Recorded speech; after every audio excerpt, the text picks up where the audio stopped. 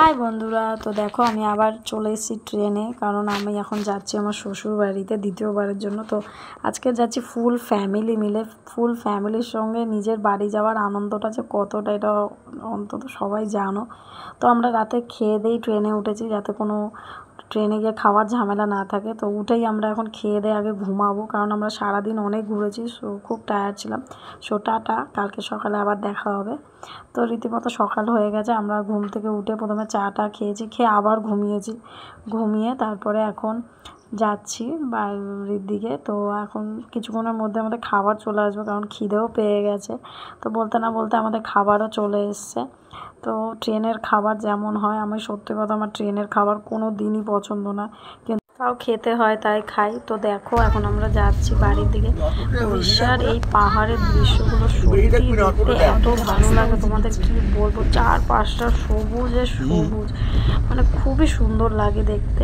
আর এই উড়িষ্যার এই পাহাড়ি রাস্তায়, তার মধ্যে এই এসি ট্রেনে বসে মানে বাইরের দৃশ্য দেখাটাই সত্যি খুব ভালো। তো তার মধ্যে যেতে যেতে আমরা প্রায় 5টা-6টা টানেলও পার হয়েছি, আর টানেলের ভিতরে খুব ভালো লাগে আমাদের। তো চলো আমরা কিছুক্ষণের মধ্যে স্টেশনও পৌঁছে যাব।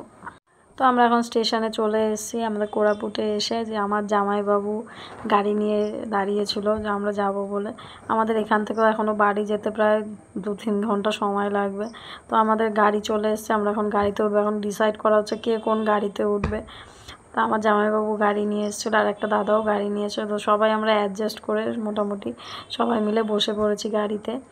আর এখন রাতের উড়িষ্যার খুবই অন্ধকার রাস্তাঘাট, মানে কিছুই দেখা যায় না, মানে শুধু সামনে দিয়ে বাইক আসলে গেলে দেখা যায়, কিন্তু দিনের বেলায় এইসব জায়গাগুলোর দৃশ্য খুবই সুন্দর। তো কালকে বাড়ি এসে আর কোনো কিছুই ভিডিও করা হয়নি, কারণ বাড়ি আসতে আসতে আমাদের প্রায় 11টা, 11:30 বেজে গেছিলো।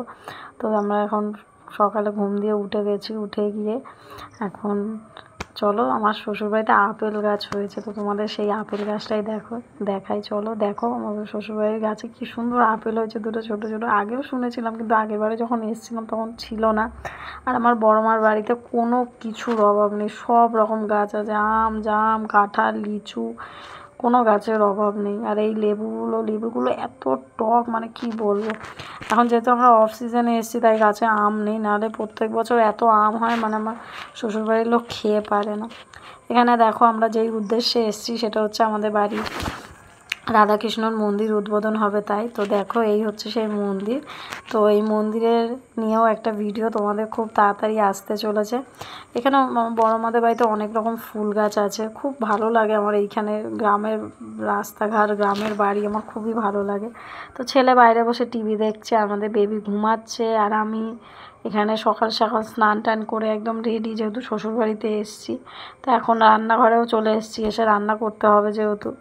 তো এসে পটল ভাজবো, ডাল করেছি, আর যেহেতু কালকের দিয়ে পুজো, ওই জন্য আমরা আজকে থেকে কদিন নিরামিষই খাবো, কারণ আমার শ্বশুরবাড়িতে সবাই নিরামিষ খায়। তো ওই জন্য নিরামিষ রান্নাবান্না হবে। তো এখানে খাওয়া দাওয়া রান্নাবান্না করে নিয়ে তারপরে ছেলে যেহেতু খুব জেদ করছে যে ও পুকুরে স্নান করতে যাবে, তো আমার শ্বশুর বলছে ওকে নিয়ে যাও স্নান করতে, কিন্তু এখানের পুকুরে নিয়ে যাব নাও বলেছিলাম, কিন্তু আমার শ্বশুর রাজি হয়নি, তবুও ছেলেকে নিয়ে যেতে হবে। তো চলো এবার ছেলেকে নিয়ে যাব স্নানের দিকে। তো চলো দেখো।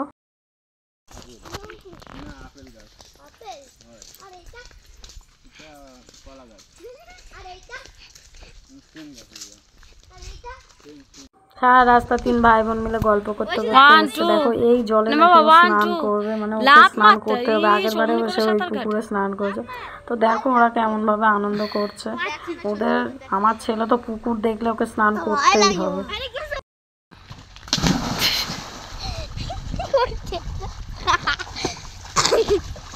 লাগেনি তো কথা লাগছে, ও সাঁতার পারে।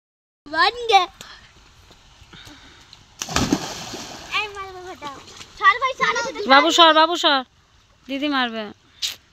আচ্ছা দিদি মারে নি, তারপরে নে সরে যাও, দিদি স্নান করবে। মাই বুড়ির টান।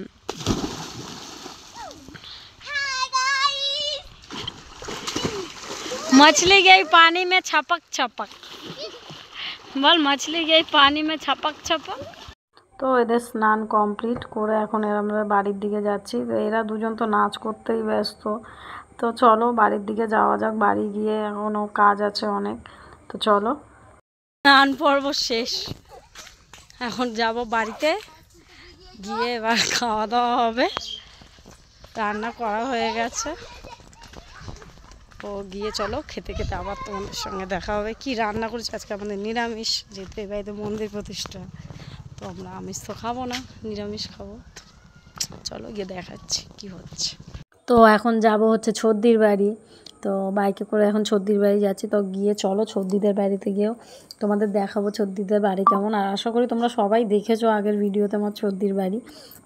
আমার ছদ্দিদের বাড়িতে অনেক রকম ফুল গাছ আছে, আর আমার জামাইবাবু এখনও চাষ করে। তো এসে গেছি ছদ্দিদের বাড়ি। তো দেখো দিদিদের বাড়িতে জবা ফুল গাছ আছে, অপরাজিতা ফুল গাছ আছে, বেল ফুল গাছ আছে, খুব ভালো লাগে আমার দিদিদের বাড়িতে। তো জামাইবাবু ওদিকে ঝিঙেও চাষ করেছে, সেটাও তোমাদের দেখাবো। তো প্লিজ তোমরা আমার পাশে থেকো, আর আমার ভিডিওগুলো ভালো লাগলে প্লিজ আমার চ্যানেলটাকে সাবস্ক্রাইব করো, আর কমেন্টে জানিও কেমন হয়েছে। সো সবাই ভালো থাকো। খুব তাড়াতাড়ি আর একটা ভিডিও আসছে আমার বাড়ির রাধাকৃষ্ণ মন্দিরের প্রতিষ্ঠা নিয়ে। তো সবাই ভিডিওটাগুলো দেখো, আর সবাই ভালো থেকো, আর টাটা।